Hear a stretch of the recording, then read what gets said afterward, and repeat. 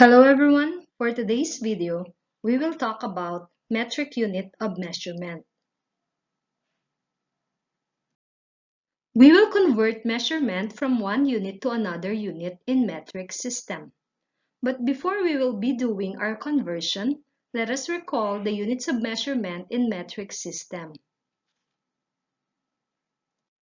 For length, we have kilometer, hectometer, decameter, meter, decimeter, centimeter, and millimeter. And for mass, we have kilogram, hectogram, decagram, gram, decigram, centigram, and milligram.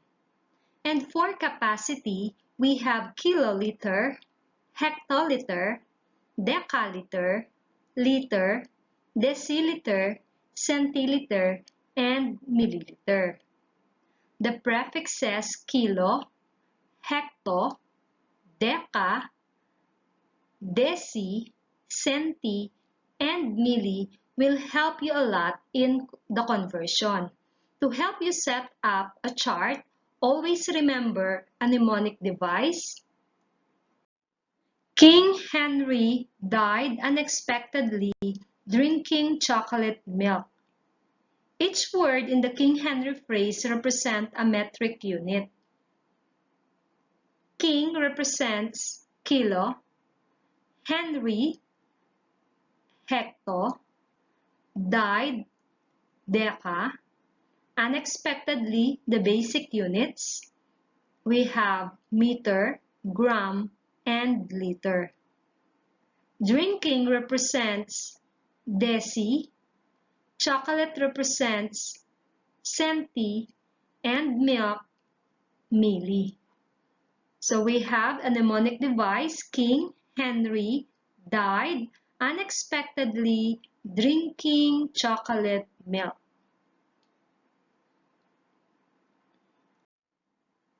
Metric system is based on decimal system and allows easy conversion from one unit to another unit. It is used all over the world. Each metric unit is 10 times as great as the unit to its right. There are rules to apply when converting the metric system. To convert from a larger unit to a smaller unit, multiply by the power of 10.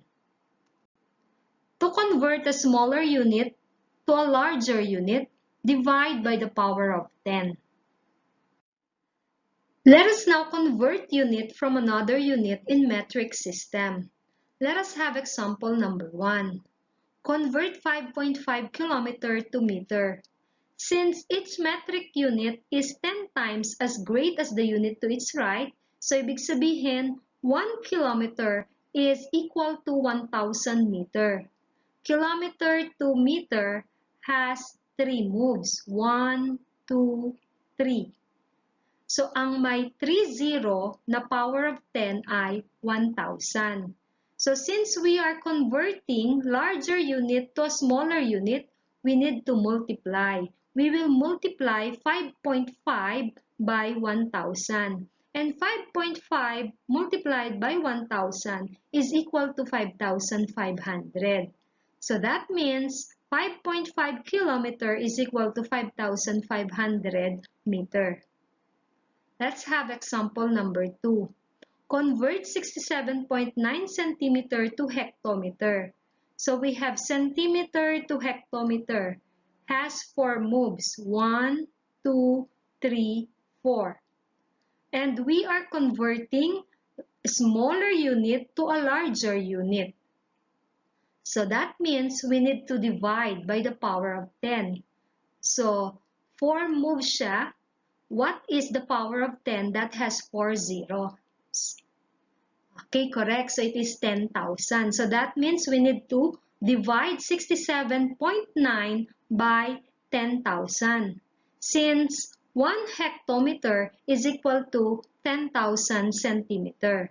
So we will now divide 67.9 by 10,000. The answer is 0.00679. So therefore, 67.9 centimeter is equal to 0.00679 hectometer. Number 3. Convert 25 milligram to grams. Milligram to grams has 3 moves. 1, 2, 3. And we are converting a smaller unit to a larger unit. So that means we need to divide by a power of 10. Ang power of 10 natin ay 1,000 kasi 3 moves siya. That means we need to divide 25 by 1,000 since 1 gram is equal to 1,000 milligram. So 25 divided by 1,000 is equal to 0.025. So therefore, 25 milligram is equal to 0.025 grams. Number 4. Convert 0.750 liter in milliliters. Liter to milliliter. So larger unit to smaller unit siya. So that means we need to multiply. Multiply 0.750 by a power of 10. Ilang moves ang liter to milliliter? Correct. So 3 moves. 1, 2, 3. So that means we need to multiply 0.750 by 1,000. Okay, since 1 liter is equal to 1,000 milliliter. So we will now multiply 0.750 by 1,000. The answer is 750. That means 0.750 liter is equal to 750 milliliter. An easier way to convert metric system is as simple as moving the decimal point to the right for smaller prefixes or to the left for larger prefixes. The number of moves to the left or right from one unit to another indicates the number of decimal places to move either to the left or right. So let us have example number 1. Convert 16 hectometer to centimeter. So we have the hectometer and we have the centimeter. So as you can see, we will move 4 units to the right. 1, 2, 3, 4. So this is 16. Move now the decimal point to the right, 4 units also. 1, 2, 3, 4.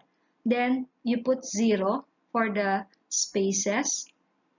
Therefore, 16 hectometer is equal to 160,000 centimeter.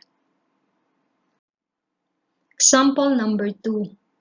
35.34 decameter, convert it into millimeter. So this is the decameter, then we have millimeter. So we will move to the right 1, 2, 3, 4, 4 places. So we have 35.34. Move now the decimal point to the right 4 places. 1, 2, 3, 4. So therefore, the answer is 353,400 millimeter. Number 3. 4,269 millimeter to meter. So we have millimeter to meter. So we will move to the left. 1, 2, 3. So this is 4,269. Move now the decimal point at 3 units. 1, 2, 3. So therefore, the answer is 4.269 meter. Number 4. Convert 2400 grams to milligram. So this is the grams. Then we have milligram. So we will move 3 places to the right. 1, 2, 3. So this is 24 hundredths. Move now the decimal point to the right kasi nag-move tayo to the right also. 1, 2, 3. Then we will add 0. So the answer will be 240 milligram. Number 5. 846 gram to hectogram. So again, this is the gram. Then we have hectogram. How many units will we move? Okay, correct. So, 2 places. 1, 2. So, this is 846. The decimal point is located here. Move now the decimal point to the left. 2 places. 1, 2. Then the answer now is 8.46 hectogram. Let us have more example. 3,635 decimeter converted into kilometer. So we have decimeter to kilometer. So we will move how many units? Okay, so we will move 4 units to the left. So this is 3,635. Move 4 units to the left. 1, 2, 3, 4. Then put the decimal point. So therefore the answer is 0.3635 kilometer. Next, 12 meter to millimeter. So we have meter to millimeter. So we will move to the right. How many places? Correct. So 3 places to the right. So if we have 12, the decimal point is here. Move also to the right 3 places. So therefore, the answer is, okay, very good, 12,000 millimeter. Convert 0.65 deciliter to milliliter. So we have deciliter to milliliter. So we will move 2 units to the right. So we have 0.65.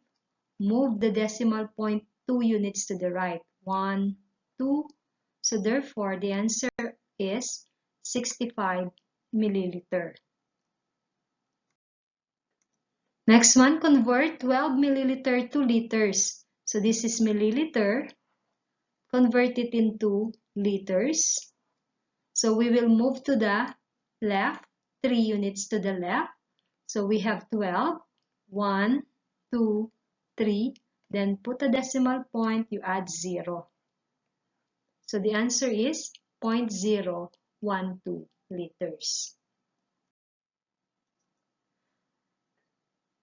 Next one, 9.76 decaliter converted into centiliter. So we have decaliter to centiliter. So how many places will we move?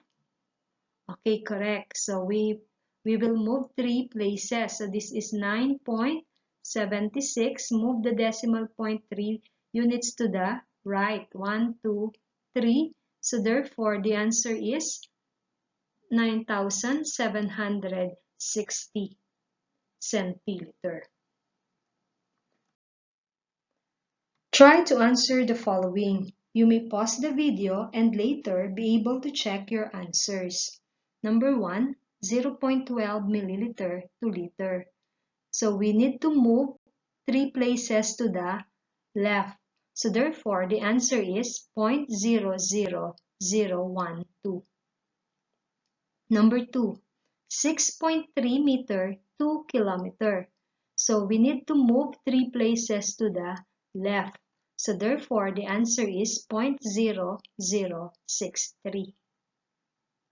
Then number 3, 825 hectometer to centimeter. So this is hectometer to centimeter. That means we need to move to the right, 4 places to the right. So therefore, the answer is 8,250,000. Number 4, 15.72 grams to milligrams. So grams to milligrams, 3 units to the right. So the answer now will be 15,720 because we move 3 units to the right. 1, 2, 3. Then number 5, 15 kilogram to milligram. So we need to move 6 places to the right. Kilogram to milligram. So therefore the answer is 15 million. So thank you for watching and happy learning.